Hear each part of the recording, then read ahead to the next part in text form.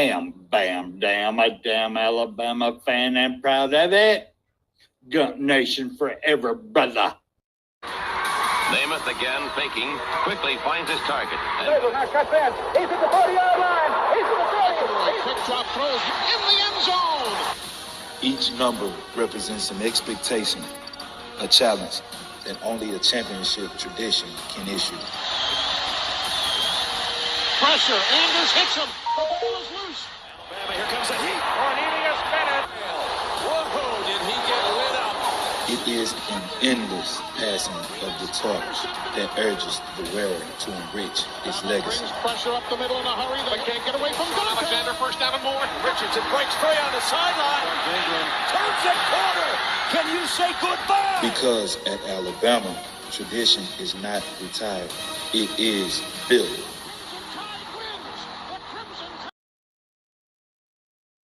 How would Paul Bryant like you? I like the people remember me as being a winner, because I ain't ever been nothing but a winner. Alabama defeats Miami, falling as the treat. This is not the end. This is the beginning. This does put a smile on my face.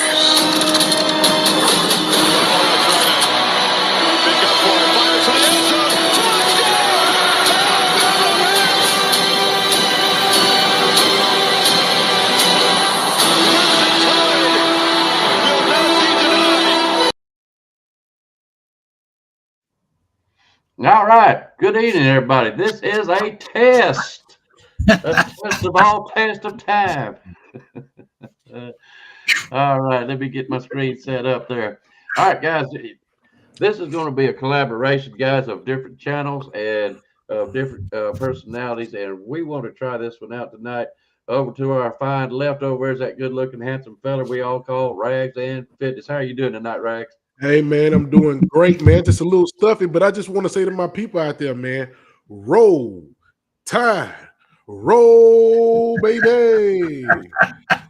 Absolutely, absolutely. And through the middle right there, you guys all know and love him. You know who he is. It is Mr. Spencer. Spencer, thanks for coming.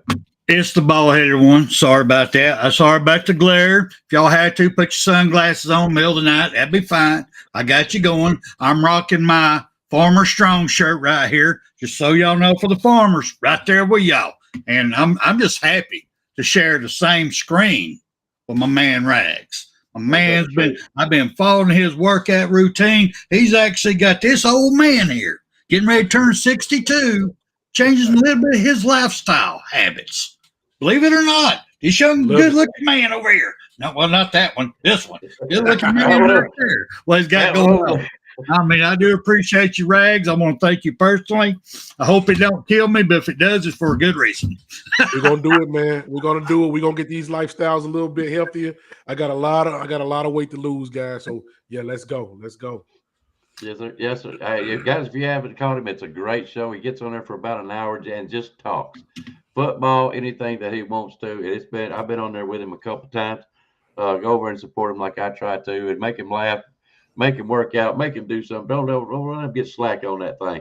And it does a good job. I really enjoy doing it, going there and watching it. It's a fun time. All right, guys, we're also going to have Nick Saban Jr. is going to try to come on the show. He's running a little bit behind, but we're hoping he'll be jumping in here at just any time. So look out for him. And like I said, guys, this is a test. We're trying to do something, and I'm really looking forward to this. It will not be an every week thing. This is going to be something that we'll try to collaborate on. Rags, is it showing anything on your side that you're up and running? Nah. Not sharing? Nah, it won't be anything. I was looking for it, man, but I don't see anything up here. Okay. What I'm going to do is I'm going to jump over to your channel and see if it's popped up anything. Okay. I doubt it. Let me see. Got to be a way. Well, he's done it before. Yeah, and it was already up there. As soon as I came in. Share screen. Yeah. What's this? Okay. It's showing us on our channel itself. And CTS showing that's on that one. Okay. Video storage, screen share, image, extra. Nope. Show more.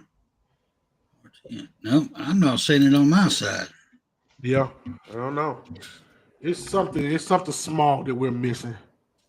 All right, let me see here. I'm going up here to check edit channels. Yeah, that's where I'm at. Okay. So see, I could jump on ours. We can add him, but it's not letting him share it though. That's why. Yeah, we can add him and try to do it. That let me go over here to paired channels. Allow guests to. It says to rebroadcast. So that's gonna be after the actual broadcast, right? Right. Could very well be. All right, but we need to change that. Well, we'll ask Nick Saban Jr. when he gets on here because he does it all the time, and he's on the same system you are, right? I think so. I think he's on. I think so. Last time I talked to him, y'all got the duck going on, right? Yeah. Okay, y'all got the duck. And them fancy duck shirts. You know, I got the strong shirt. Y'all got the duck shirts. So, you know, you're right. Them upper end people over there. You know how they are. He got that Oregon channel. Oh man. That's kind of cold, wasn't it, Rags? It was. Just a little bit. Well, I got a question for Rags right quick, if y'all don't mind. Right quick, sir. What you got? What do you think about this 12-team playoff system that we're at right now? I mean, just kind of break it down what you think about it. I don't know, man. At first, I was kind of skeptical about it. I'm kind of liking it now, but they're going to have to do some kind of revising with it, man, as far as getting the best teams in there.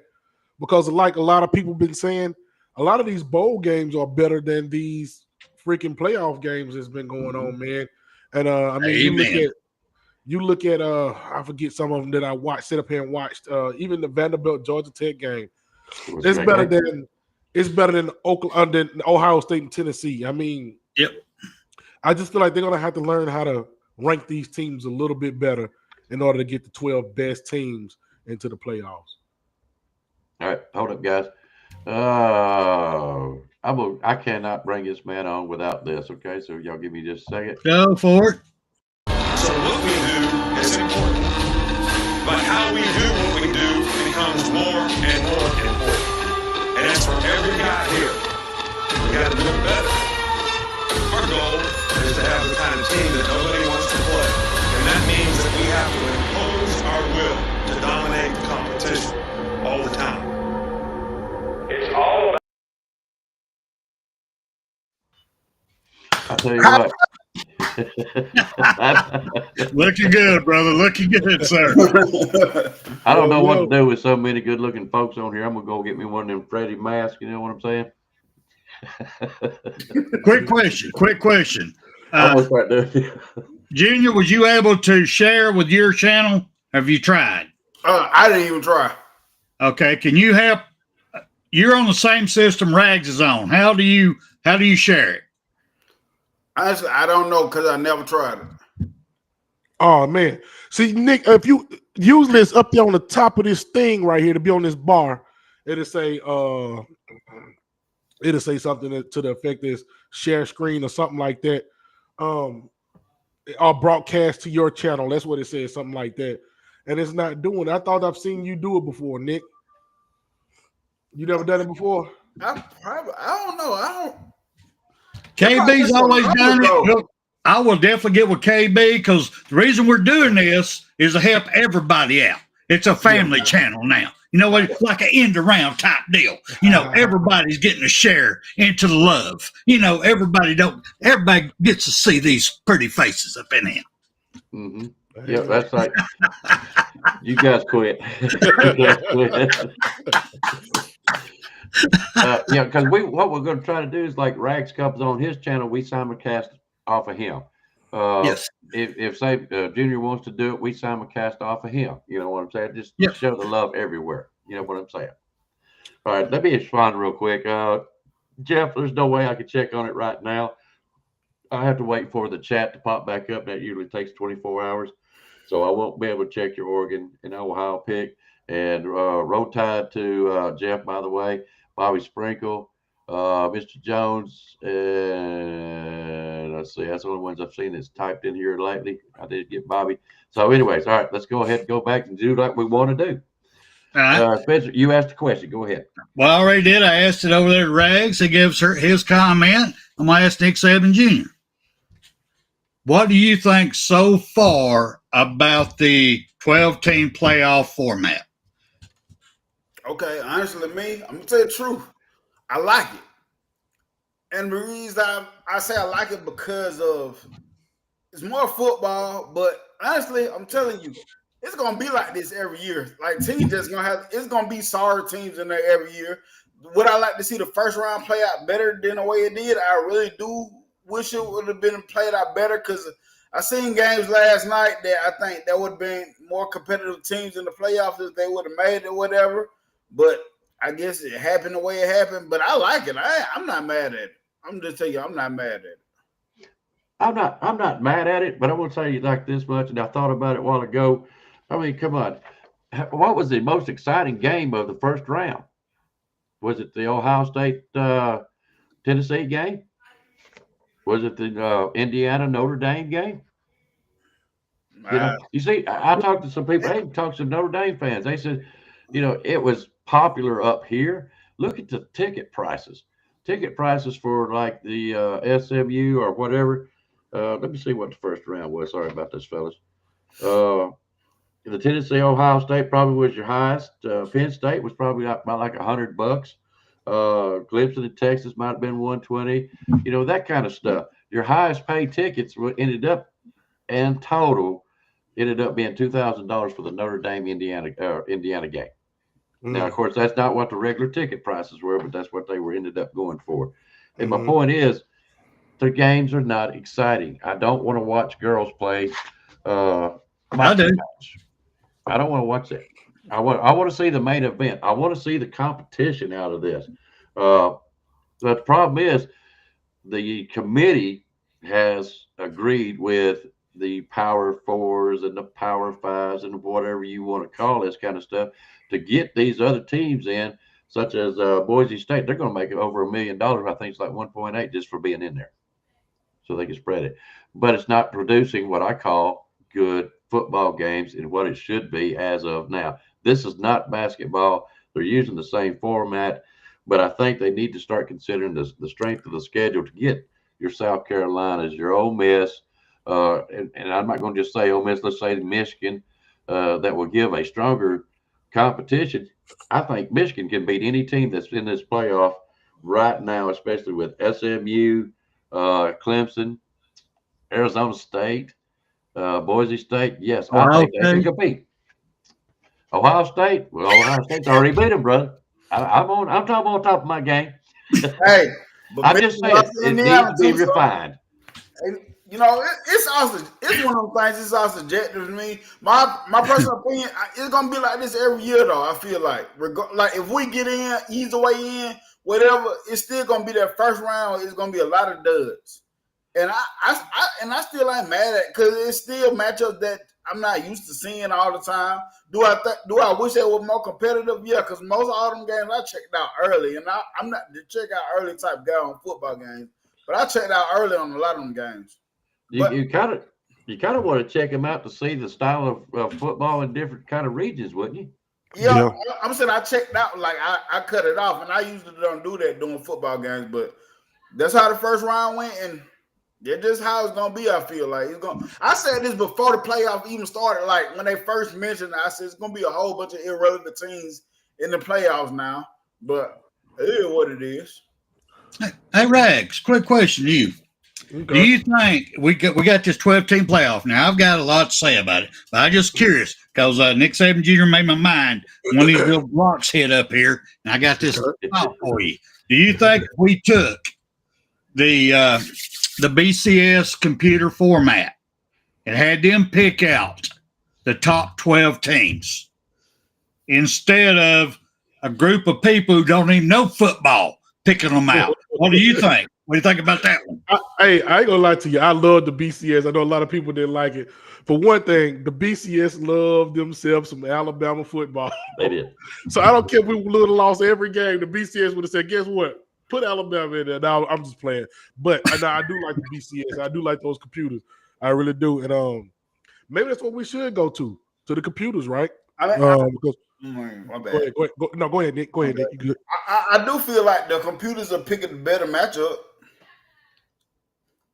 Cause I discussed it with Rise Up before about going back to the BCS model for the 12-team playoff. Now, it's my understanding, guys, I'm going to try to jump in here, that they are basically using they're just using this format this year. I think, and don't hold me to it, this is either a 1-year or 2-year deal. They can change the format, if I'm thinking right, next year on how they get the teams in there. Now, I did see something, was it yesterday, the day before yesterday? I didn't read deep into it. I just browsed over it and forget. I think they're trying to go to more teams or something in like 2026 or something, saying it's up for discussion right now or something, John. But I might have been just misread some of. But I seen something like that. It was yesterday or a day before that. I'm like, wow, more irrelevant teams. That's awesome. That's what it's going to be, man. A lot of irrelevant teams. But I'm sitting here looking at it right now. When you guys see me look to the side, I'm actually looking at the bracket right now.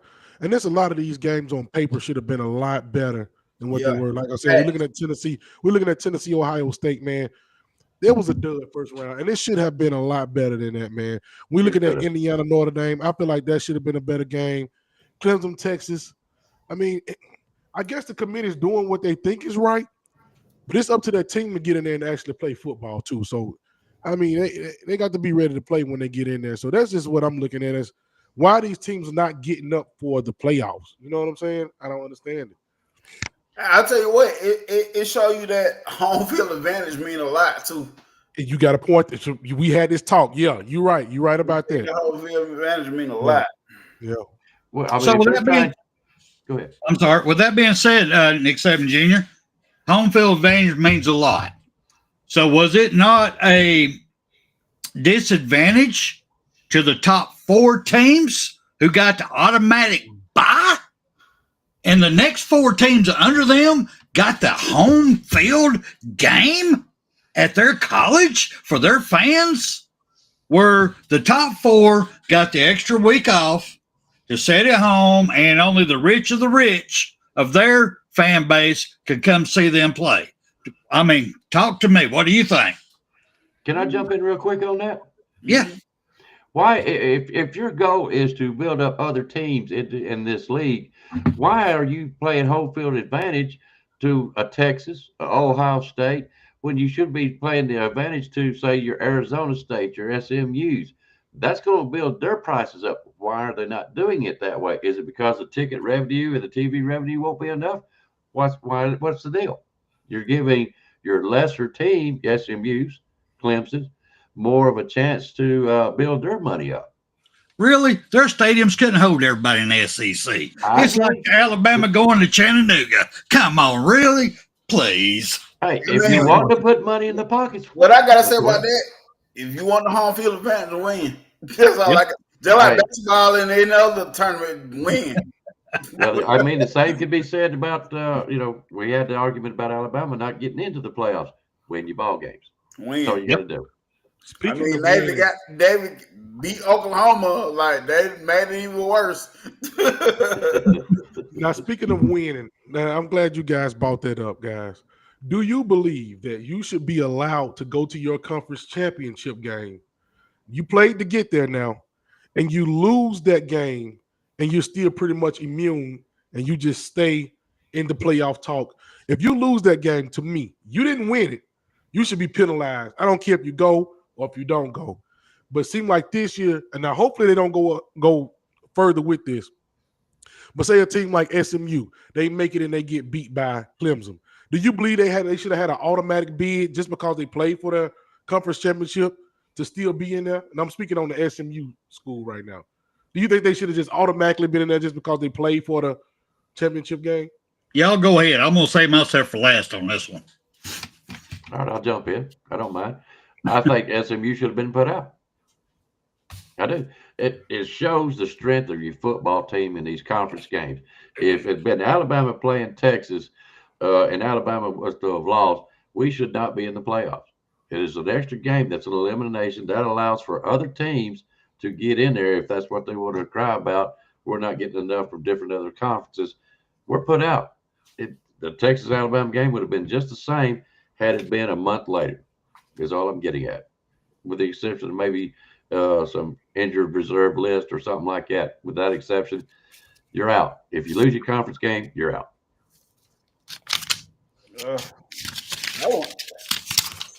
I'm torn in between the two because do I think it's an automatic bid? I don't think it should be an automatic bid, but then I look at their record. There was only 11-2. I don't know. It's hard, man. It's hard to say because it's like if a team go undefeated, then go to the conference championship and lose, what do we put them out or do we put them in? Out. Go ahead. Yeah, I do feel you, Nick, and that's why I'm saying an automatic bid, because I feel like if you say things, you are undefeated team, right, and you go and you lose, then that's a different discussion. But if you go and you are something in 2 team, and then you got another team that lost maybe 3 games, and they had a strength of schedule that was horrible, then that's when I think you have to reconsider it. But I do agree with you when you make that point. It all depends on what your record and stuff look like too, if you get what I'm saying. But that's almost saying, like, say for instance last year, and I know it's kind of a different argument because we're talking about 12 teams versus 4 teams, but that's almost like last year when we beat Georgia, and Georgia was making the argument, hey man, we lost in the SEC championship game.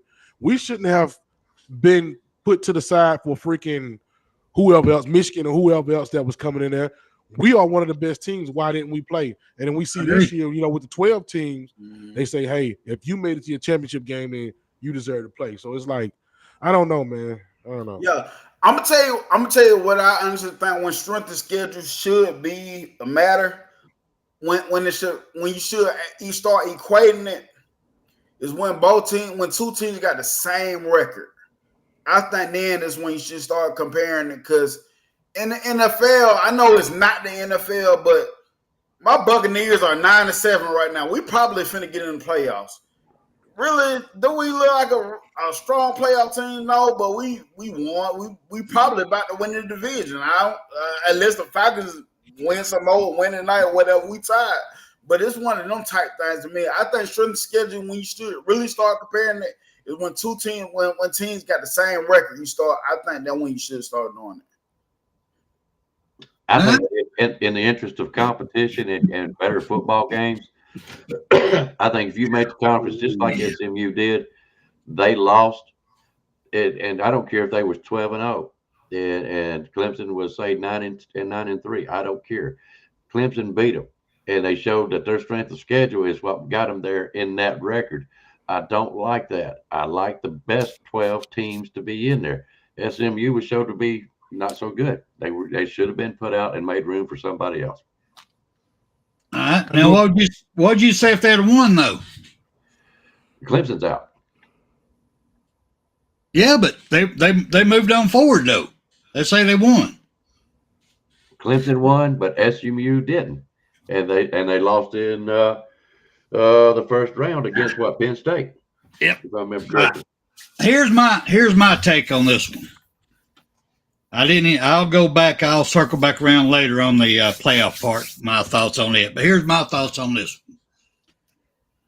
Do we want division playoff champions? Do we want to see a definite SEC champion? Put that banner up on out there on the stadium. Put it out there. Show everybody. Do you want them to go out there and get that trophy? Yes, we do. Yes, we do. We all do. We all want the divisional championships to mean something. But how do we do that? In my opinion, now this is my opinion, Spencer Ridley, is you go into that game. Let's say you got number 10 versus number 16 playing each other. That's all well and great. You're playing for a divisional championship. Whoever wins that game, you got a divisional. But that number 10, if they win or lose, is not a guarantee that you're getting in the playoffs. We're taking the top 12 teams. At that point, you may be number 13 by the end of your game, but it has nothing to do with that game. If it's a 2 versus 15, 15 beats number 2. Well, would number 2 drop out of 12? No. So number 2 still goes to the 12-team playoff. You separate it. You do not make them all one. Go ahead, Nick Saban Jr. BCS. Well, even with that, you still would have to separate them. Divisional championship should have nothing to do with the 12-team playoff. It's bragging rights only for your division. Should have nothing to do with it. What you are going in is what you are coming out. And I'm saying BCS, though I think the BCS will come in better with that because the computer rankings is still ranked the best team, regardless of what happened that week. What's your thought, man? And one of the reasons why I say that it shouldn't be because all conferences are not created equal. You look at SMU. SMU had a chance to win that conference, and they didn't even play some of the tougher teams that was in that conference. They ended up playing Clemson, and you see what happened to them when they ended up playing one of the other tougher teams that was in that conference, man. So when you look at an ACC team, guys, or when you look at even maybe I'm looking over here right now, even looking at the Big 12, man, with Arizona State. I mean, Big 12 is tough, like slick tough for real. Yeah. Compared to the ACC. Yeah, okay. Relative to the SEC, I mean ACC, yeah, maybe. But man, I don't know, man. I don't know. I'm just looking at it and it's just like Arizona State. Now, what happens if we watch these games? Okay, next game we got a Texas, Arizona State, Ohio State, and Oregon, which I think we all gonna say that's gonna be a good game. Penn State and Boise State, and then we got after that Notre Dame and Georgia. Let's talk about this Texas, Arizona State. What happens if Texas just go in there and just blow them boys out the water? Like honestly, right? We can actually have a repeat of the first round slick for real. Yeah. Slick for real. Like when you just look at the game, it could be a slick repeat of the first round besides the Ohio State and Oregon game. Yeah. I think your Ohio State and Oregon game is going to be one of what I call a semifinal to the national champion. I think also, let's put it this way, guys. Are you going to really be excited to watch the Texas Arizona game? Are you really I am just because I'm a football guy. Yeah, just because I'm a football guy. Yeah, I'm gonna watch it. I want to see can Arizona score like they've been scoring. Yeah, all right. Now this is a game of curiosity. Is it not? You want to see, do they really fit into this college 12 playoff system? And can they do what they've been doing against other teams? But the Texas, Arizona, okay, the Penn State, Boise State, it's basically of a curiosity matter to me, more so than trying to watch two teams. I really want to see some good games, is what I would like this playoffs to be. Oregon and Ohio State, that's going to be a good game. Notre Dame versus Georgia. I think with Notre Dame's defense, it's going to be a good game. But you only got 2 good games out of the 4 that they should have 4 games. Yeah. Who knows? Maybe Boise State will show up and make that a good game against Penn State. Who knows? Now I got Penn State winning that game big. Penn State got a good defense, man. Who knows, man? I got a question for Mr. Bigfoot down here. I mean, he's all about Bigfoot. What you don't see, you got to believe in. So I want to ask you, sir, do you think that the ACC commissioner got together with Dabo Swinney and Clemson and SMU and said, y'all got to keep this game close? Clemson has to win because Clemson wore them out in the first half. Then they didn't even show up in the second half. They let it get close before they win it. Do you think that was pre-planned for that to happen? Yes or no? I don't know. That's a spring question. I don't know. But I'm going to say this much. 2 things happened. Either Dabo let off the gas and took his foot off, or that SMU coach is an excellent coach and adjusted. He is a good coach. He is a good coach. Hey, I say this all the time. If It was a reason why Keelan Russell was committed to FU. Lashley is a good quarterback coach. He good with quarterbacks. It was a reason why he was there. Honestly, my opinion on that game, I don't never want to think of it that way. But honestly, I just thought for that game right there, I just thought Clemson. I'm not Clemson, but SMU. It was a turnover in the first half. Their first possession, it was a turnover early in the game, and I just think that really sucked the momentum out of them. And I really think that sucked the momentum out of them. And championship games against a team like a Clemson is not the game to have momentum breakers. No, and you got to put some. I know we ain't gonna want to say it. Everybody kill me for saying this, but you gotta put some respect on Dabo's name. Dabo gonna make a way some kind of way, man. You know what I'm saying? You know what I'm saying? And SMU. Let me talk to SMU one time. You had one job. You had one job to do, and that was to beat Clemson and get Alabama into the playoff. And you didn't do it. Alabama only had one job. That was to beat Oklahoma. You got two jobs. Beat Vanderbilt too. Gosh, Lee guys. I mean, and you know I'm blaming it on everybody else, but it's our fault for real, y'all. But and one thing I want to speak on Clemson. One thing I noticed about Clemson, and people don't like that. Y'all know me. I talk about everything, and I just say how I feel, like, because I'm a football dude. Clemson, I think, gonna be good. They play a lot of young guys, and they got P. Woo and T.J. Parker, and they got freshman linebacker returning, like Sammy, Clemson, Sammy Brown. Yeah, Sammy Brown. They played a lot of young guys at the receiver position. Like, that team got a potential to be something special. They really got potential to be something special. And there's me taking all my fanboy out of it to looking at this football wise, man.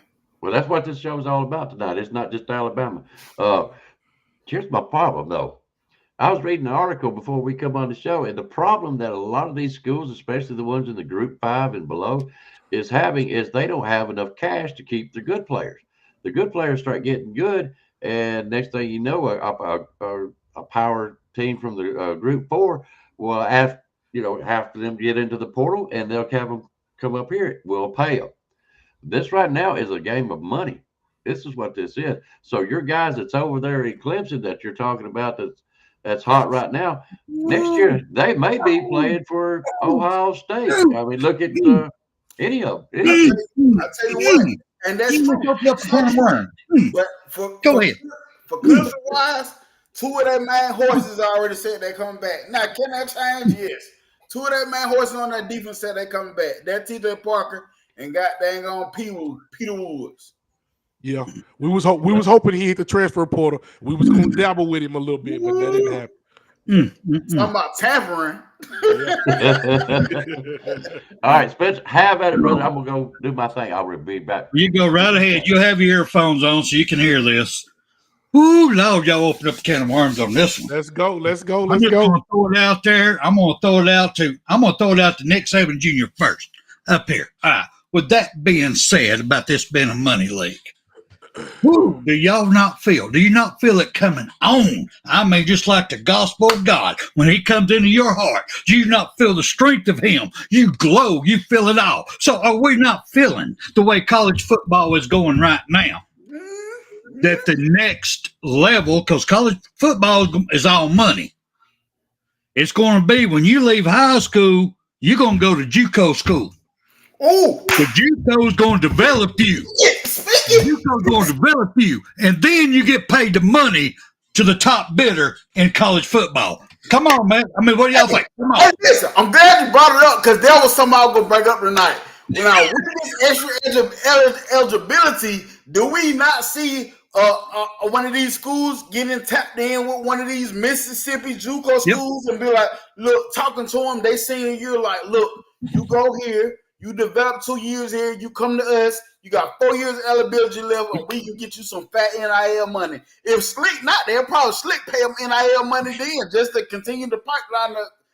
Yes, that's the first thing I thought about when the dude from Vanderbilt got his eligibility. I said, this is what's about to happen. We send these kids to JUCO. If you Slick want to look at it in a way, Slick did it already. not on purpose, but with the Steve Mabuma, the defense line guy, he committed to Alabama, but he had to go to JUCO. But he came back. He committed back to Alabama. He was always coming back to Alabama. So we slick did it in a way, not knowing it was gonna play out like this. But this is gonna be the thing from moving forward. They going JUCO and they're gonna get there and play 2 years there. They're gonna get a college effort. They're gonna get a college body. They're gonna get college football playing experience, and they're gonna come in.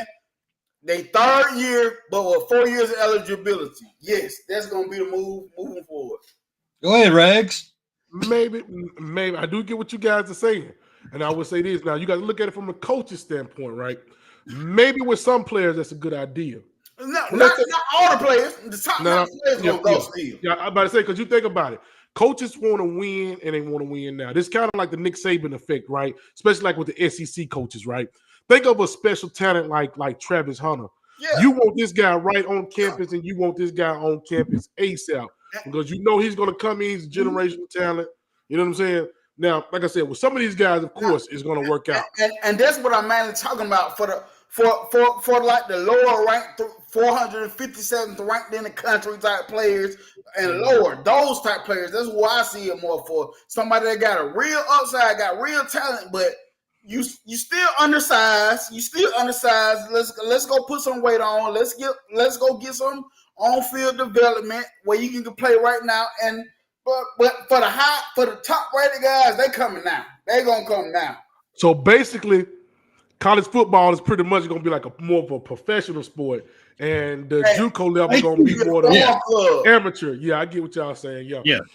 All right, let me ask y'all this right quick. Does anybody disagree with this comment I'm about to make?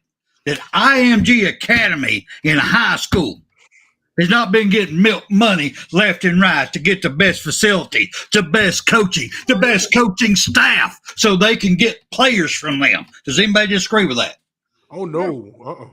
And they are still not the best. IMG Academy look like a resort.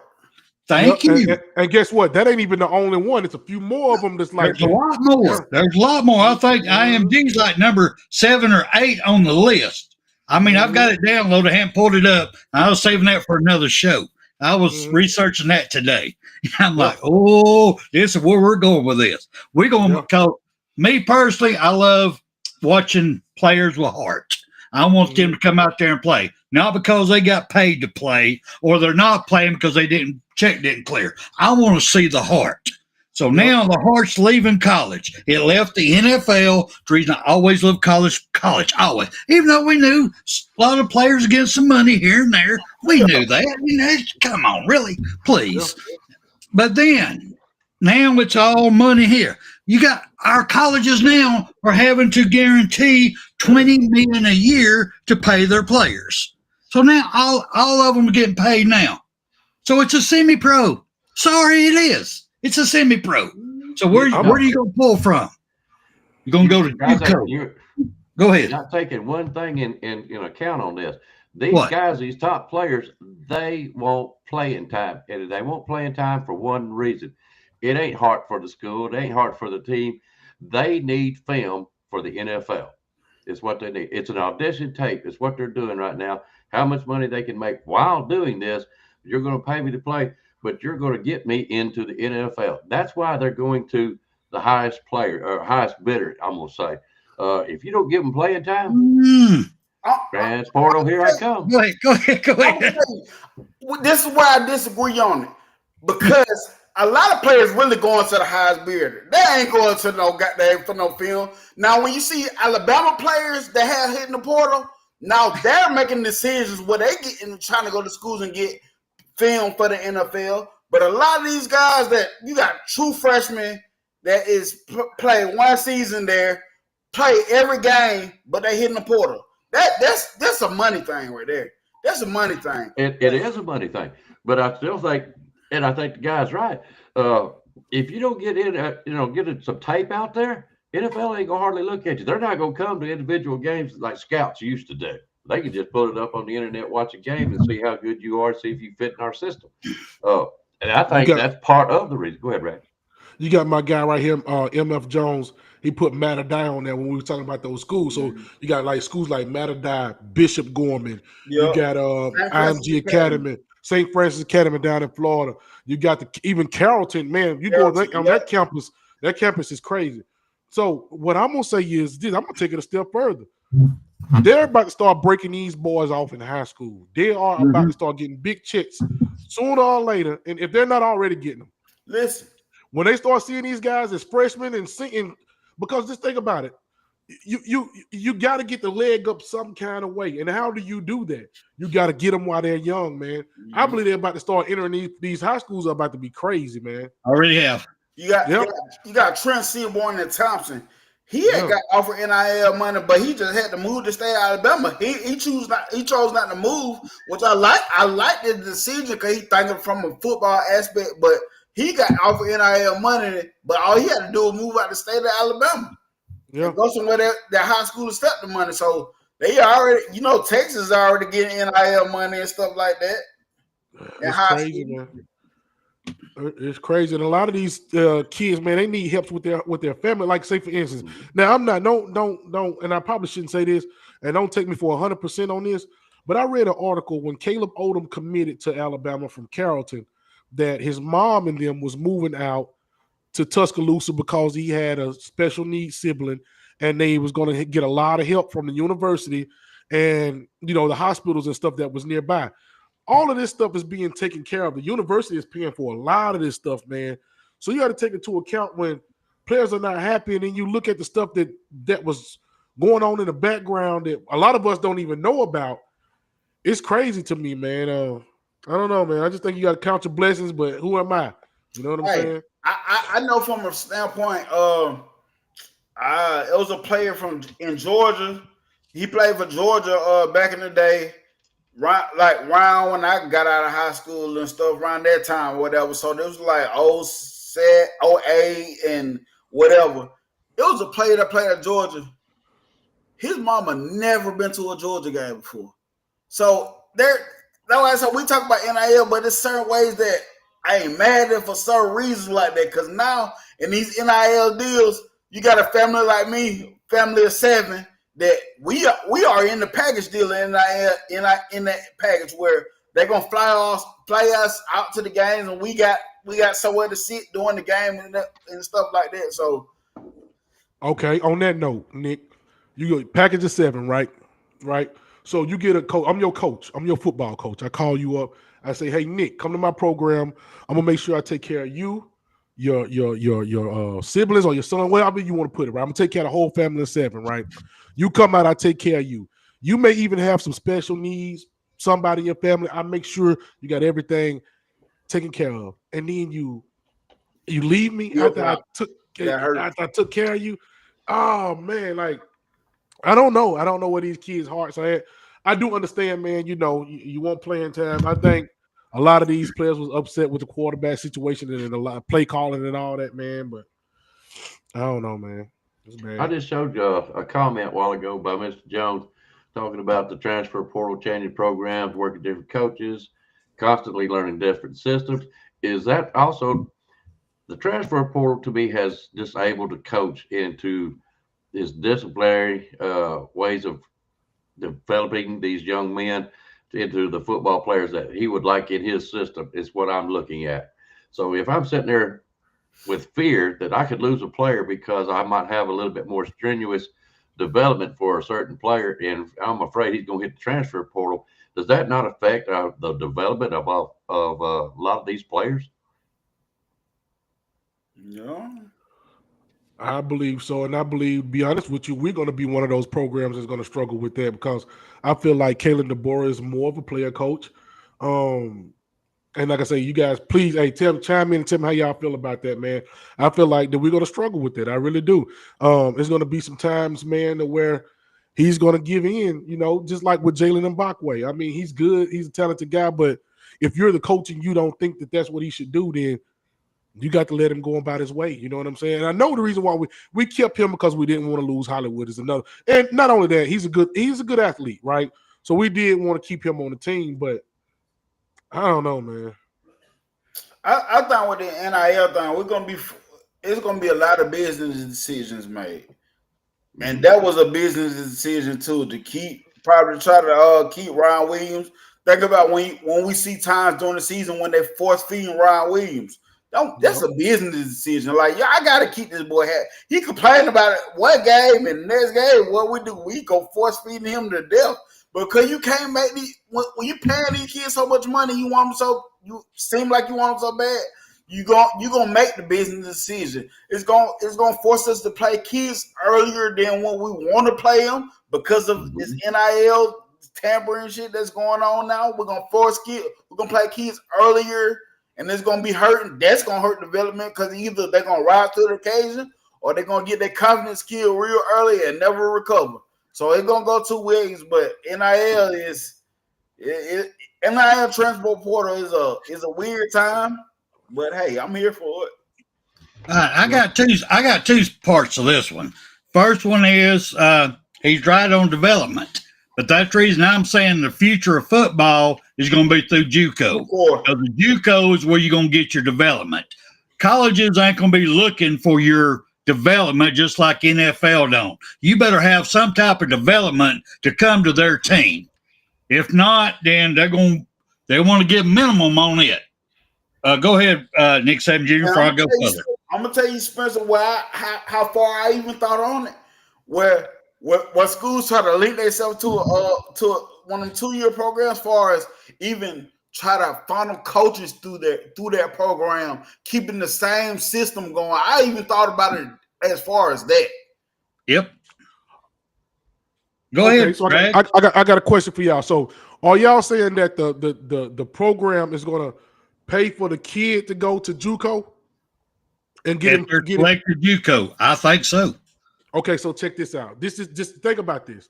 What happens if a kid go to JUCO, right? What is JUCO? Maybe 2 years worth of eligibility, right? You do that 2 years, and he come to your program and he only get that 1 year with your program, and now the NFL is saying that this guy, we want this guy bad. Now he done used up 2 years of eligibility. Now he got that 1 year that he went on. He's just on your team for 1 year, and now he's looking to go to the NFL. Then that's kind of like we pay all that money for 1 year, for only 1 year of productivity. But you know, they're all kind of looking at anyway. We looking at one and done. You can look at this junk one and done mostly anyway. So if you come to your school for 1 year and have production, I guess that's what you pay for, 1 year production. But look this, when he come to your school, you paying him for 1 year to come to that school. But you already done paid him 2 years to go to junior college, and now you're paying him for this year to come back and play with you. That's 3 years of money that you're spending. You get what I'm saying? So what's the difference paying them $10 million now for 1 year?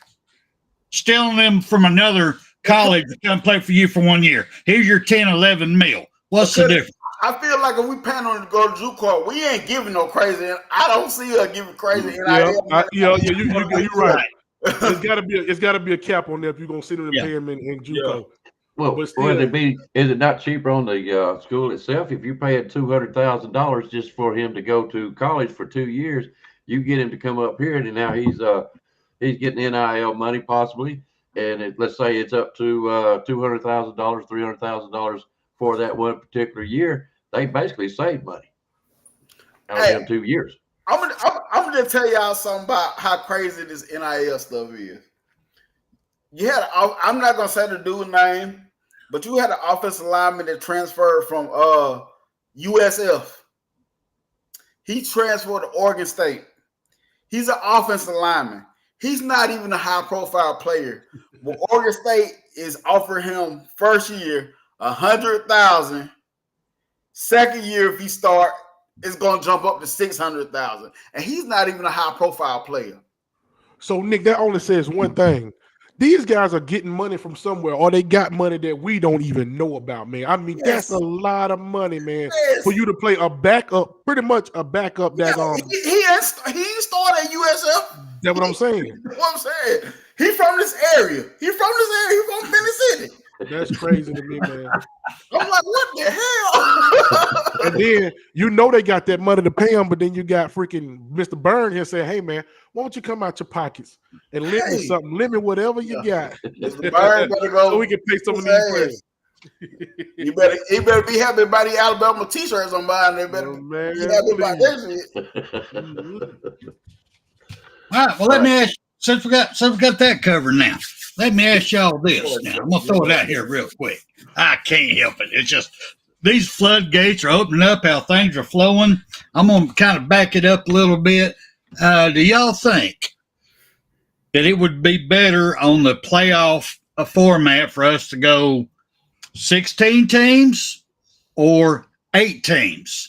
If you go 8 teams, then whoever gets the first 4 gets a home field advantage. You know, you get the home field advantage anyway. But because if you go anything, to me, 12 team, you need to drop a game during your regular season. So what you're doing, you're setting up these young men and players to get hurt more. You're putting more out there. We ain't even talking about their education yet. We haven't even touched graduation. We haven't even touched when you can go into the transfer. We're just talking about playing time right now. Our next show, we'll go more in depth with how it's affecting their education. But just tonight, what do you think, how it affects them? Would you want to go more or less? If you want to go less, how would you make it more attractive to everybody? Go ahead. The football fan in me will always want to say more. But for my kids' sake, that my parents be playing, let's go less. And I can't say how I would do it or whatever, but definitely less though. Rags? I'm gonna tell you like this, man. The way they got it right now, let's keep it like this. Let's just tweak this right here, tweak it a little bit, and let's see how it's gonna work out, man. Let's take away some. I'm looking at it right now as we speak, and I'm just trying to see what can we do. I don't know, but I like the 12 team now. I didn't at first. I said let's leave it the way it is. But even when we got the 4 team, I said, nah, man, let's leave the BCS. You get what I'm saying? Yeah. So now that we have 12, I'm gonna say this. I said let's leave it like this for right now, and that's just my opinion. And let's just see how we can work it out from here. But because I'm gonna tell you, after all this year with this playoff, with this NIL transfer portal, it's gonna work itself out. It's gonna work out. It's gonna work itself out because all the stuff we seeing this year, it can't be sustainable. It can't be. It's not gonna be. It's not gonna be. It gotta work itself out.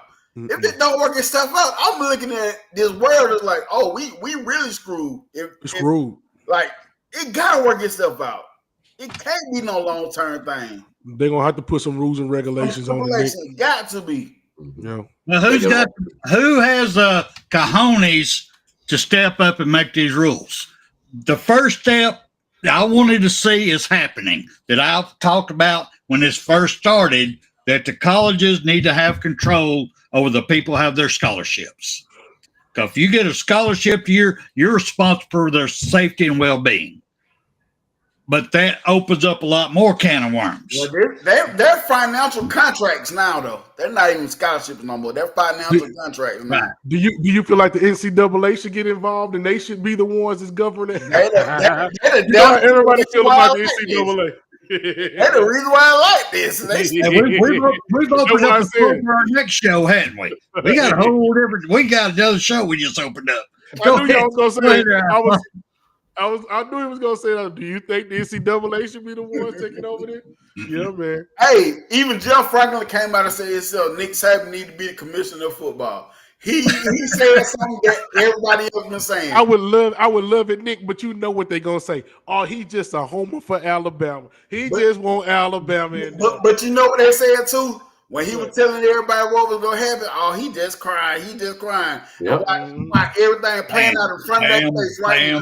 Bam. Mm-hmm. They don't want to admit that man know what he's talking about, man. But you know, it is what it is. You know, that comes with the territory. He's been the person that been saying that I feel like we should play harder teams. If we're gonna argue strength schedule in the playoffs, everybody need to quit playing these rulable teams. Everybody need to beef up their even conference game. Let's just everybody in one conference. I might be thinking far-fetched out. I love SEC and everything, but put that shit in the goddamn mix them gumbo. Notre Dame, you can be independent, but you better put some hard teams on that independent schedule. No, Nick, for real, you got a point there, brother. They're gonna have to end up doing something like that either. Right, it's the schedule gonna be an argument. You know what I'm saying? Yeah, especially with the ACC right now. They no, I'm not gonna go there because no, not the ACC. Why can't we break it down? The different divisions, just like high school. You got Division 1, 2, 3, 4, 5, 6, 7, 8, 9. Why don't we do the same thing in college? Everybody has their own championship. Instead of everybody throw it in one pot, mixing pot. Well, everybody ain't equal. Strength of schedule means a lot down here. I'm sorry, it does. So I'm just asking, why can't we do that? There's your bowl games. The different divisions having their championship. Non-conference game, week 9 conference game, everybody get with it a week once and put somebody relevant in that spot. Yep. Conference games, like I say, my thing is, hey, I love my conference SEC, but goddamn on, hey, the conference got to get equal some kind of way. Speaking on that, okay, so all teams, and I'm gonna ask y'all like a hypothetical question real quick. All right. Okay, so all teams are not created equal, right? Out of all these teams we got left, I would say that Boise State is probably the smallest school, maybe come from a place. What do you guys think will happen if it's a big if, y'all, Boise State end up running this thing, man? Hey, they're going to be the reason why they're going to be like, y'all should shut up. That's what I'm talking about. That's why I brought that up, man. I thought about that too. I'm like, now wasn't it just like Arizona State come out and just whoop somebody, then Boise State come out? I'm like, they're gonna be like, see, this is why everybody should get in the playoffs. Yep. I want to say go to have a Cinderella team every now and then. Yeah. And I want to say it's a good thing, but then again, like y'all said, all y'all just said it, it's gonna start the argument. See there? That's why we do this. That's why we do this like this, man. So I don't know, man. We'll see. Well, let's go ahead and break down Boise just for a second, real quick. Okay. I don't know how much time you planned on all this. Let me go ahead and break this down real quick. Boise State in the Fiesta Bowl is 3-0. They have not lost a game in the Fiesta Bowl. Penn State is 7-0. They've never lost a game in the Fiesta Bowl. So we got two undefeated Titans going at it. Boise State has had 24 days to get healthy and do film study and get ready for Penn State. Boise is getting a fresh Ashton Genty, the running back.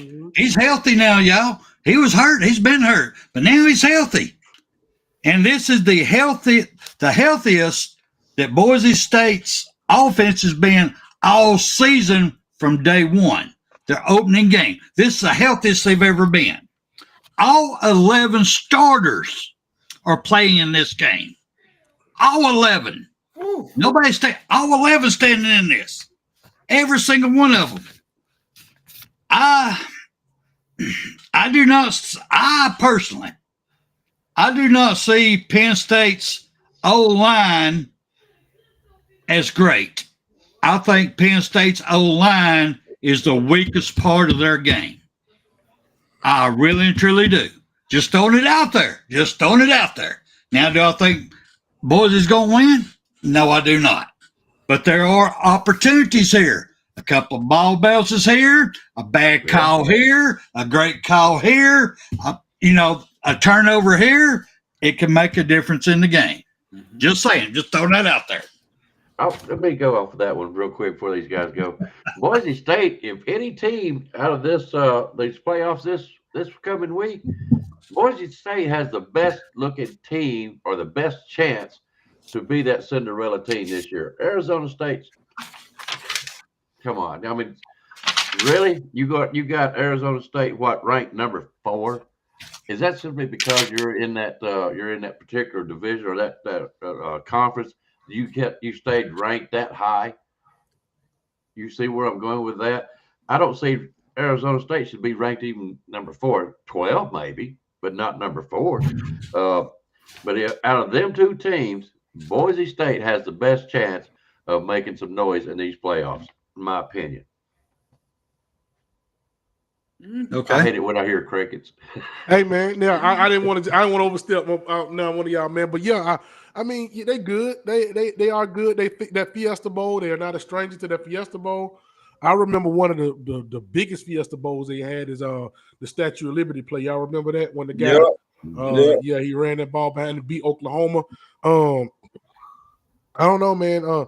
Arizona State got that guy Scatterboo. And everybody right now is big on look at my boy Nick.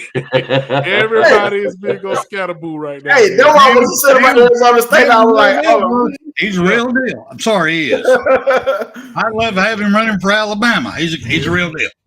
We got to see what Texas gonna do with Scatterboo the same way we got to see what Penn State gonna do with my boy Genty. So man, it's gonna be some good stuff going on this weekend, guys. And what's that? January the 1st for the Texas game. And New Year's Eve night, 7:30 p.m. Look like that's Eastern time for Penn State and Boise, man. So that's gonna be a good one, man. State of Arizona, that's gonna be a good game right there. Hey, man, only thing I'll be questioning about all the Big 12 teams is just they defense, man. They can score like on the wet, man. But can they stop anybody? And stopping Texas is that's where the problem gonna be at. But I feel like they can score with anybody. And that's just what I've been seeing from them this season. I most definitely know what you're saying, Nick. Yeah, I feel you on that one, man. What you think? You said about Arizona State, I was like, I don't know. They been looking good, real good to me. I think Texas is going to be depending on the quarterbacks because they've had quite a quarterback controversy down there. I've been saying it, man. Ewers, he too wishy-washy, man. But at the same time, I don't think Arizona gonna do enough to make him look wishy-washy at the same time. That's the point. That's the point. Can you pressure him enough? Yeah. Okay, so this is where I've had my problem with this game. I'll try to come up with positives. What does Arizona State? Why are they there? They're here for a damn reason. Why? What can I say about them? And basically, the only thing I can say is Cam. Cam the tailback. He had 263 carries for 1,568 yards, 19 touchdowns. He also had 506 yards receiving. So he can catch the ball out of the outfield. And if Texas defensive coordinator decides to sell all out to stop the run, we're going to stop this right now. Don't forget, Arizona State has the Michigan State transfer. Sam's Leavitt, I think it is. Right now, he is the most efficient quarterback in the Big 12 this year. He's 63.2% completion rate for 2,663 yards. He has 24 TDs, and he also has 383 yards rushes. So if Texas wants to ball all out to stop it, he can dink and don't, maybe break one. There's these possibilities. Also, let me throw this in your mind. Texas has a problem holding on the ball. They have a serious problem. They fumble a lot. Bro, this year, they have gave the ball away 23 times. So let's talk about, let's say they give the ball away a couple of times. Let's say we have a couple of calls going the other way. This game could get interesting. We don't know because ain't no regulation how much money these referees has on the game. We don't know. Just say it. I'm just throwing that out there. Just say it. Yeah. Hey, that's a big part of the game. Hey, actually, I think that's part of the game. This game that be true sometimes, man. Most definitely is. This season of football, I don't know. The referees are trying to outshine the players this season. It seems like, man, like what? We don't care about you. Stop popping up, man. Yeah. When all these numbers that you threw out with Arizona State were played against who? Oh, well, that's a good point. I won't deny that. That's a good point. That is a good point. I like that. That was a good one. Hey, but I will say this: when we seen Texas play somebody, what happened to Texas? When we seen Cause they schedule ain't really what they. It was an SEC schedule, but they really ain't been that tough for real. Vanderbilt got that ain't worked them. Okay. They lost. Okay. They won, but Okay. Vanderbilt worked them. But now Vanderbilt's been playing good football though. Clemson, Arizona State. Which one you taking in that game if they played each other? Clemson. I ain't denying Clemson. Hey, SMU, Arizona State, toss up to me. Hey, man. So, I don't know. They did Clemson pretty good. Now, Clemson was hanging in there good with them at first, man. Yeah. But after a while, they just kind of pulled away on them. I'm going to be honest with you. This just Rag's honest opinion. I believe Texas is going to blow them boys out the water. Oh, yeah. But like, but like y'all said, y'all made some good points, though. And like we were saying about Scatterboard, and we don't know what they're going to do, man. And with Quinn Ewers, like we said earlier, is he going to be rusty? Is he going to be? And then you got to think, so many people are yelling for Arch Manning to get in there. Are they going to be trying to rush him in there and play him? Like, I don't know what they got going on in Texas, man. Like when I hear them rumors, like I'm like, why would you give up all this experience who been winning your games for somebody that came in and made a couple of good plays during the season? That's because of his name. It's because of his name, and it's probably because of that money they paying him too. Hell yeah! See, regardless of what they want, regardless of what Quinn Ewers want to do, he's not gonna be the quarterback at Texas next year. Whether he transfers to the NFL, he ain't gonna be the quarterback at Texas next year. That's crazy, y'all. I'm looking over here. Flat Rocks come in ACC 1-10 in bowl games. Gosh, Lee. I wasn't even keeping count on that one, guys. That's crazy to me, man. 1-10. At first, I was saying that we sucked in bowl games. We're not doing that bad in bowl games this year. Not that bad. Well, you talking about these Navy, though. Thanks, though. No, don't bring that Navy game up. Don't bring that thing. Oklahoma, what are you doing? Look, Alabama, what the hell are you doing? We can't say nothing. We can't talk nothing about Oklahoma. No one making us so mad about it. Be like, I want to talk crap about it so bad, but we lost. We can't. It's crazy, man. But you keep guys talking about these special star players on these teams. I always go back to when I used to coach in basketball, and we lost the last game of the championship, and it was simple because the guy told me. I walked up to him. I said, "Man, we tried." He goes, "Well, you was outnumbered." He said, "Well, you got maybe 2, maybe 3 good players." He said, "I got 5 or 6." I said, "You're outnumbered." So these guys that's got these teams such as Arizona State, Boise State, it's got to be a team effort. And that's what I see out of this NFL transfers and whatever you want to call it. You got to try to make the best team out of the best players you got there if you're going to get anywhere in these playoffs, I say. So, yeah, just because they got some good, and I guess to us that would be exciting to watch these little star players out of these teams that we're not used to. That would be fun to watch.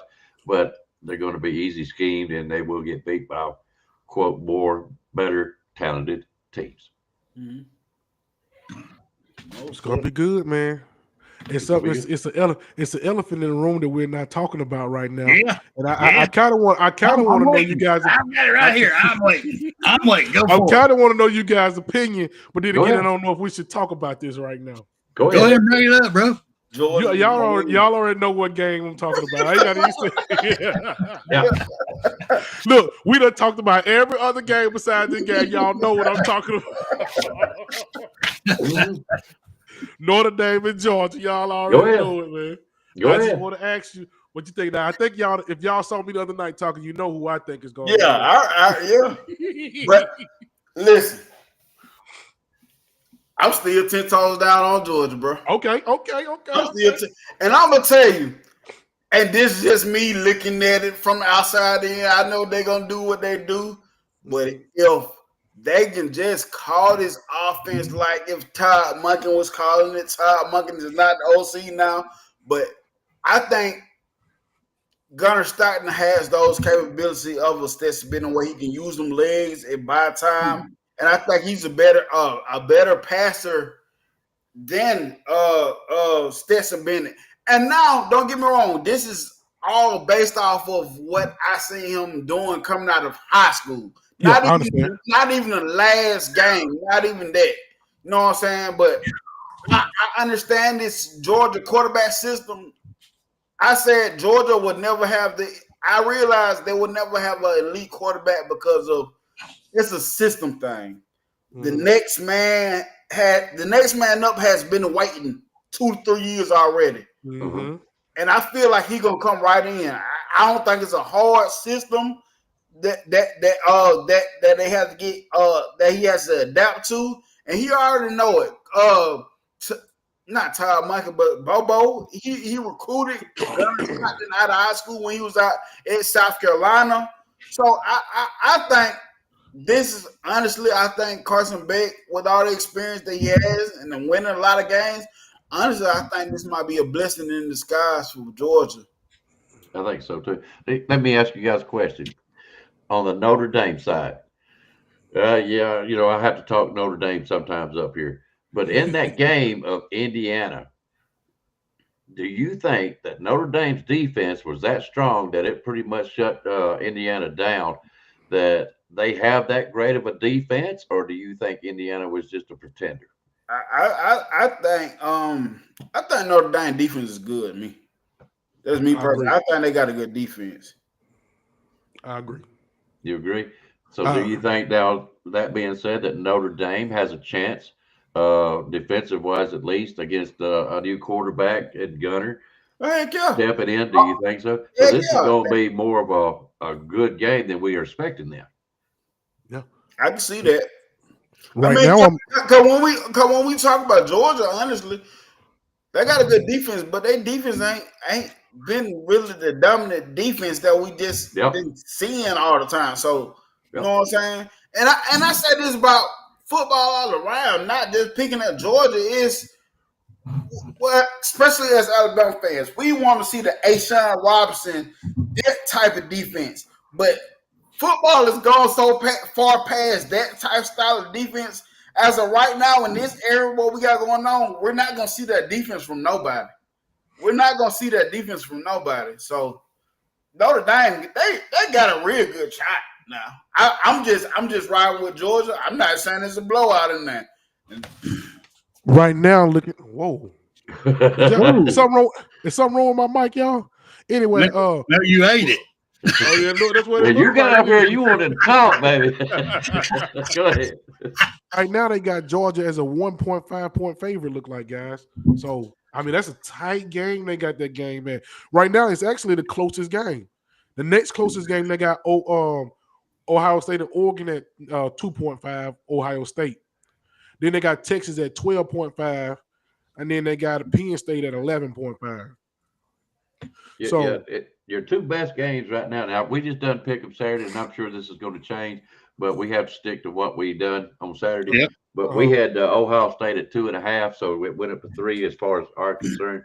And they had Georgia Notre Dame at 2. I figured those would be the two best games out of this whole playoff system this week.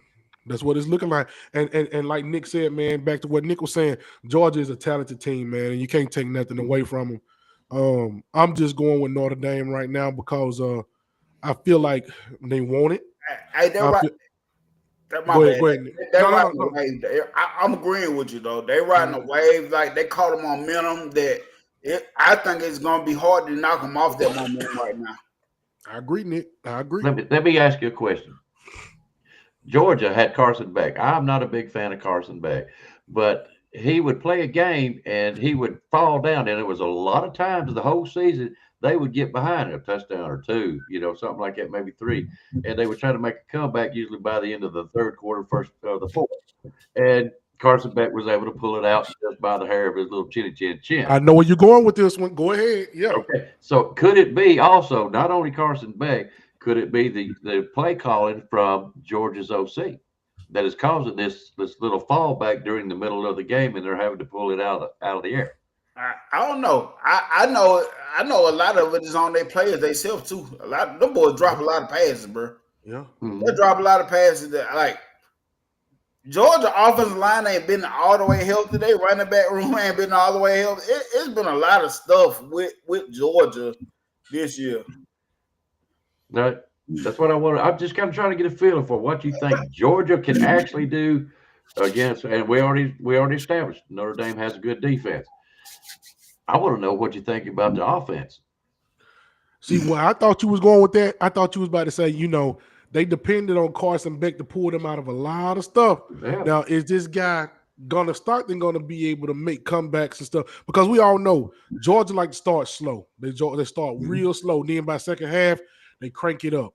So is this gonna start? Then guy gonna if they do get behind, is he gonna be able to kick it up? Now this game is gonna be played where in New Orleans, I think it is. It's Sugar So Bowl. both of those teams are going to travel good. Notre Dame's going to travel and Georgia's going to travel. So it's going to be a half and half crowd there. So that might not play a factor in it. But will Georgia get out there and jump on Notre Dame? I believe they'll beat them if they can jump on them. But if they sit back and let Notre Dame kind of get their groove or whatever. Yeah, let them linger. Yeah, it's going to be a little tough on them. I know the advantage of having a new quarterback is you ain't really got much tape on them. So a lot of, you know what I'm saying, that is an advantage, but they also had a lot of time to watch what he does. I guess the little he got in college and whatever you can look at in high school, whatever his tendencies in high school and stuff, whatever. Well, what you have to do is you have to watch your tendencies from the high school stuff, but you also got to watch Georgia's play calling. Then you're going to kind of know, they may water it down a little bit for Gunner because he doesn't have the experience of Carson Beck, but they're still going to watch what the normalities of what Georgia's play calling is going to be. So really, I don't think that Gunner is going to be that much a factor, much more than Carson Beck. Maybe the same, maybe a little less. And Notre Dame better watch out for that young boy Nate Frazier because he can turn it up and get out there. That boy taught that rock, don't he? Mm-hmm. They better watch him. All right, go ahead, Spencer. Let me break this down for y'all. First thing right off the get-go, your comment about Carson Beck. Let me tell you right now, Carson Beck is driving a Lambo. It's sitting outside the damn, excuse my friend, it's sitting outside out there at the field house, all right?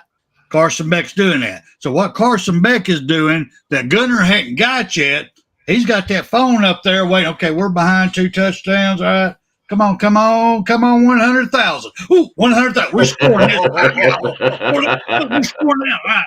Okay, y'all want to win this game? Let me see it. Because we've seen him be marvelous or nothing. We've seen it out of him. I mean, we've seen the same out of our quarterback too. Beside the point. But let me break down what I did today. My pick on the Pick'em show stays. I picked it. It stays. I gave my word. It's there. But I picked Georgia to win this game on the Pick'em show. But after doing my research today, after looking at everything, I'm saying Notre Dame's winning this game. Let me break down why. Okay. The number one thing is the confidence factor. Notre Dame has confidence. They are riding a 11-game winning streak. They're riding that. They're there. They got their team feel confident. Everybody about them feel confident. Where Georgia is going, we like Gunner. We like him. We believe in him. We got all this, but we also got hurting. We got people hurt on the offensive line, defensive line. I think their confidence is not quite there yet. They're going to have to start off quick to make their team buy in to their Georgia's play scheme. That's one reason. Right now, Notre Dame is playing their best football all season long. They are they're being the best at the end, which we all want to be. And right now, Notre Dame's doing that. The third thing is Notre Dame believes that they can win the championship. They believe it. They have it here. They have it in the heart. They believe it. You're going to have to break their heart and prove them wrong. I don't think Georgia has the team this year to break anybody's heart. They may beat you on the scoreboard, but they ain't going to break you. They don't have that team this year. That's my opinion. Notre Dame in the trenches are equal to Georgia in the trenches this year. Yes, she Normally, Georgia has a better trench players than most people. This year, Notre Dame is equal to them on both sides of the ball. Once again, y'all, this is my opinion. Don't blame nobody else. This is my opinion. Georgia this season has been known for missing assignments on defense, either in the secondary, linebackers, even stunts on the defensive line. If they do this against Notre Dame, this Jeremiah Love will make you pay. Will make you pay. Miss one assignment. Please miss one assignment. See what this young man can do. Go ahead. I mean, I'm just saying, there ain't nobody on Georgia's defense as fast as Jeremiah Love. Nobody. So you keep playing that, missing assignment, they will make you pay. And I'll give you another one. Look out for Xavier Watts, Notre Dame safety. You do a misread. I don't care if you see him on that side of the field. So you're going to throw over here. He'll get it taken to the house. He's gone. To the house. So there's another one that you got to worry about. And we're looking at let's look at the big thing. Let's look at the major thing. Gunnar Stockton. I like him. He's a great quarterback. He was awesome in high school. I mean, I think he's going to be great at Georgia. Don't get me wrong. But this is his very first start. He has all this weight on him. It's pulling him down on both sides. How's he handle that? And you got this, what I just named off, I'm telling you right now, Notre Dame's winning this game.